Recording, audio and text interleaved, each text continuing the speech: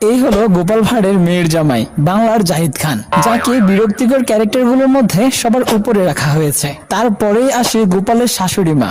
অনেকে তো তাকে বাংলার রিনা খানের সাথে তুলনা করেন। দেখেন তো এই ভদ্রলোককে চিনেন কিনা? ভদ্রলোক হলেন গোপাল ভাঁড়ের শ্যালক। বিরক্তিকর ক্যারেক্টার, সেখানে ভগবানও জায়গা করে নিয়েছেন।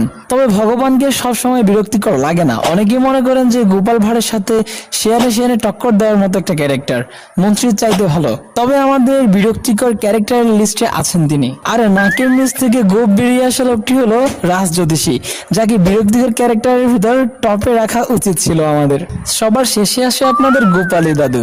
দেখেন এখানে যে সবগুলো বিরক্তিকর ক্যারেক্টার তা না, সবার শেষে যাকে দিয়েছি সে কিন্তু বিরক্তিকর ক্যারেক্টার না।